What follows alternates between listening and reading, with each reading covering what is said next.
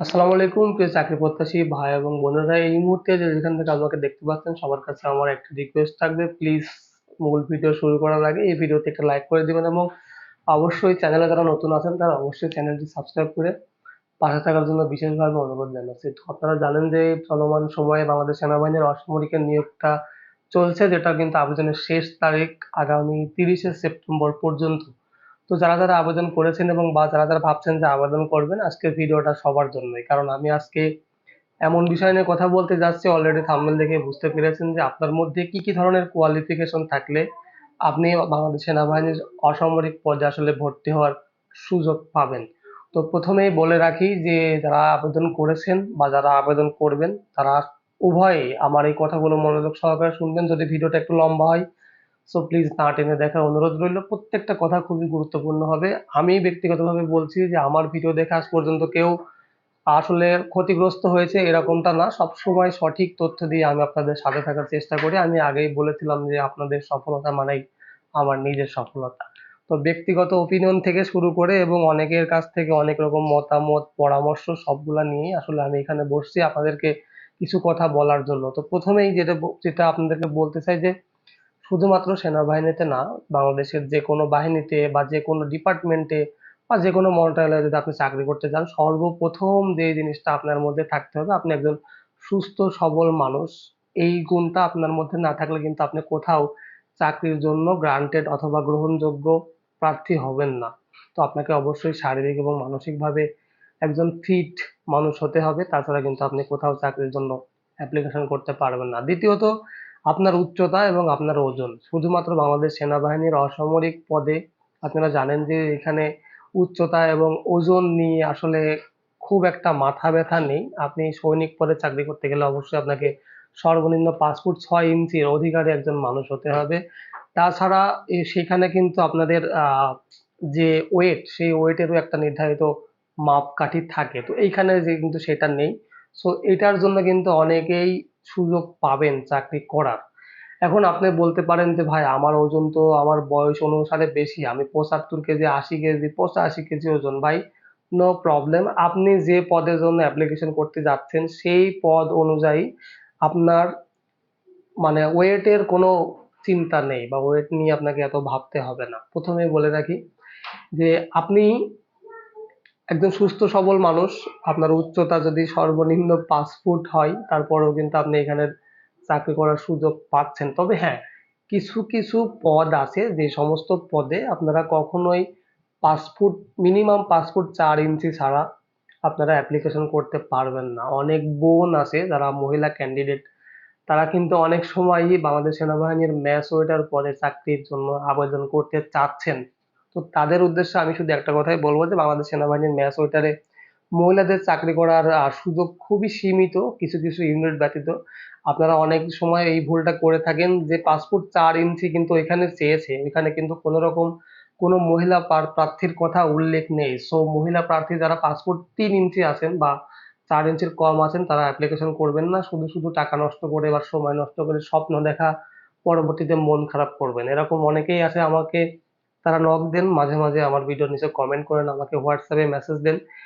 তো এগুলো আসলে করা যাবে না। তারপরে 3 নম্বরে যে জিনিসটা আপনাদের সবথেকে বেশি প্রয়োজন হবে যেকোনো জায়গায় চাকরির ক্ষেত্রে, আপনাদের প্রয়োজনীয় কাগজপত্র।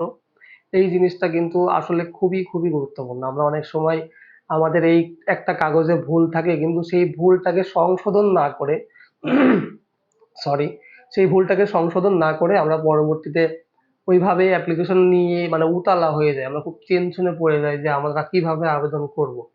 অর্থাৎ আপনি যখন আবেদনটা করবেন, আপনার যদি আবেদনপত্র বা আবেদন করার জন্য যে কাগজপত্র, সেই কাগজপত্রে যদি ভুল থাকে, আপনি আবেদন করে লাভ নেই। আপনার আবেদনটা আসলে বাতিল বলে গণ্য হবে। পরবর্তীতে কোনো রকম কোনো চাকরির যে পরীক্ষার যে প্রবেশপত্র বা অ্যাডমিট কার্ড, সেটা কিন্তু আপনি পাবেন না। 3 নম্বর, 4 নম্বর হচ্ছে আপনার স্থায়ী ঠিকানা। অবশ্যই আপনারা যখন আবেদন করবেন তখন অবশ্যই স্থায়ী ঠিকানা দিয়ে অ্যাপ্লিকেশন করবেন। বেশি চেষ্টা করবেন যে স্থায়ী ঠিকানা দেওয়ার। কারণ আপনি যেখানে আছেন, মনে করেন যে আপনার দেশের বাড়ি যদি বরিশাল হয়, আপনি বর্তমানে ঢাকায় থাকেন, তো দেশের বাড়িতে বরিশালে যতগুলো মানুষ আপনাকে চিনে, ঢাকায় আপনি যেখানে আছেন সেইখানকার পোস্ট অফিসের পিয়ন হোক বা আশেপাশের লোকজন হোক, গ্রামের আপনাকে যেভাবে মানুষজন চিনে, আপনার দাদার নাম, আপনার বাবার নাম বললে কিন্তু আপনাকে একবারেই তারা ভেরিফাই করতে পারবে। কিন্তু শহর অঞ্চলে দেখা যায় এই জিনিসটা খুবই কম। সো অনেকেই এই চিঠি আসলে আপনারা প্রবেশপত্র পান না এই কারণে যে আপনারা স্থায়ী ঠিকানা না দিয়ে বর্তমান ঠিকানা দেন, তো যার কারণে এই সমস্যাটা হয়। কারণ ডাকপিয়ন তো আপনাদেরকে খুঁজে পায় না। এইটা তো সেই পাকিস্তান পিরিয়ড থেকে ডাক যোগাযোগের মাধ্যমে কিন্তু এই অ্যাপ্লিকেশনের সিস্টেমটা হয়েছে। যদিও বাংলাদেশে এখন অনেক আপডেট, প্রত্যেকটা চাকরির ক্ষেত্রে অনলাইনে আবেদন করা যায়। শুধুমাত্র বাংলাদেশ সেনাবাহিনীর অসামরিকের ক্ষেত্রে কিন্তু এই ডাক ও টেলিযোগাযোগের মাধ্যমে আপনাকে আবেদন করতে হবে। তো আপনারা চেষ্টা করবেন যে আপনার বাবা, আপনার দাদার যে স্থায়ী ঠিকানা আছে, অর্থাৎ আপনার গ্রামের ঠিকানাটা দেওয়ার চেষ্টা করবেন। আপনার স্থায়ী ঠিকানা দেওয়ার চেষ্টা করবেন। তাহলে কিন্তু খুব সহজেই পোস্ট অফিসের যে পোস্টের যে পিয়ন আছে বা ডাক পিয়ন যিনি আছেন, উনি আপনাকে খুঁজে পাবে বা আপনার আপনার সেই পরীক্ষার প্রবেশপত্র বা অ্যাডমিট কার্ড আপনার ঠিকানায় পৌঁছে যাবে। তো অনেকেই এই ধরনের ভুল করেন বলে আপনাদের কাছে প্রবেশপত্রটা আসে না, যার জন্য পরবর্তীতে মনে করেন যে আবেদন মানে পরবর্তীতে আবেদন করার আর ইচ্ছা আপনাদের ভিতরে থাকে না। আমি অনেকের কাছ থেকে শুনেছি বা অনেকেই আমাকে বলেন যে এইসব সমস্ত চাকরি নাকি আগে থেকেই হয়ে থাকে, যারা মাস্টার রোলে ইউনিটে চাকরি করে থাকে তাদেরকে নাকি ভর্তি করা হয়। সো আমি এই কথার সঙ্গে কখনোই একমত না, কারণ এইটা সম্পূর্ণ গুজব। সেনাবাহিনীতে কিন্তু এ ধরনের কোনো সিস্টেম নেই।